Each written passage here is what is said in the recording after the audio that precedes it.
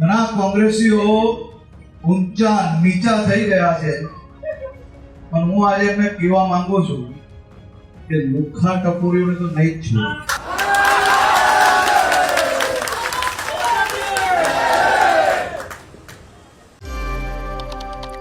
આ લુખ્ખા ટપોરીઓને હું તો નહીં છોડું. આ શબ્દો છે નાયબ મુખ્યમંત્રી હર્ષ સંઘવીના, જેણે આપ અને કોંગ્રેસ બંનેને આડે હાથ લીધા. શું કહ્યું છે તે તમામ બાબતોની વિગતે ચર્ચા કરીશું. નમસ્કાર, હું છું પ્રથમ મોદી, આપ જોઈ રહ્યા છો નિર્ભય ન્યૂઝ.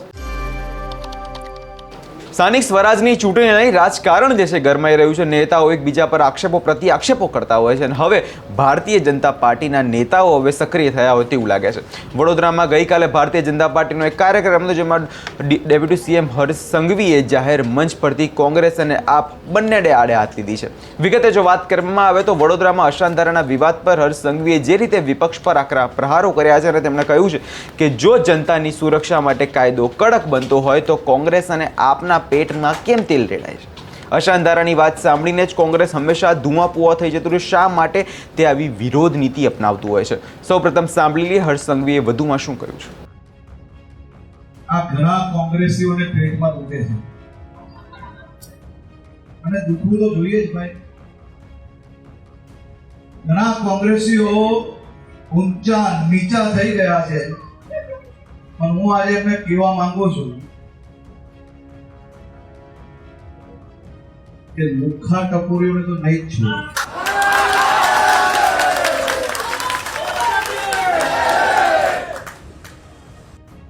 આ કોંગ્રેસીઓને પેટમાં તો દુખવું જ જોઈએ અને સ્વાભાવિક વાત છે. પેટમાં એમને દુખે કેમ નહીં?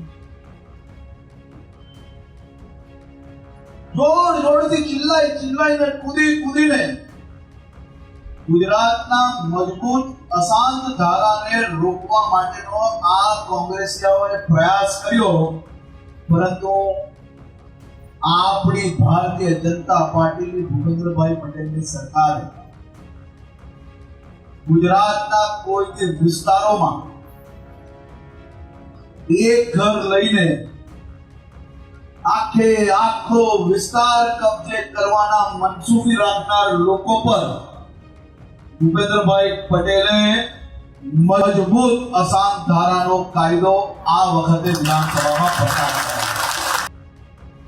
એટલે આ મામલો અત્યારે ત્યારે ગરમાયો જ્યારે હર્ષ સંઘવીએ કહ્યું કે એક અશાંત ધારો એક ચોક્કસ જ્ઞાતિ કે ધર્મનો વિરુદ્ધનો કાયદો નથી, પરંતુ જે સામાજિક વ્યવસ્થા જાળવી રાખવા માટેનો છે. પરંતુ વિપક્ષ માત્ર વિરોધ કરવામાં જ હંમેશા રચ્યું પચ્યું રહે છે.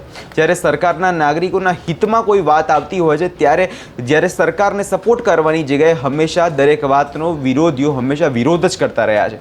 સામાજિક સંતુલન જાળવવા માટે કડક કાયદા લાવવામાં આવે છે, ત્યારે કોંગ્રેસ અને આમ આદમી પાર્ટી હંમેશા કેમ વાંધો ઉઠાવે છે?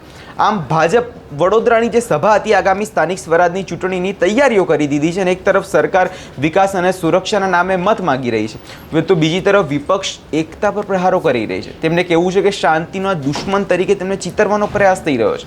હવે જોવાનું એ રહેશે કે હર્ષ સંઘવીના આ લુખ્ખા ટપોરીવાળા નિવેદન પર કોંગ્રેસ અને આમ આદમી પાર્ટી દ્વારા કોઈ પ્રતિક્રિયા આપવામાં આવે છે કે નહીં. આ વિષયમાં તમારો શું અભિપ્રાય છે અમને કમેન્ટ કરી ચોક્કસથી જણાવજો અને અમારી ચેનલ નિર્ભય ન્યૂઝને લાઇક, શેર અને સબસ્ક્રાઇબ કરવાનું ભૂલશો નહીં.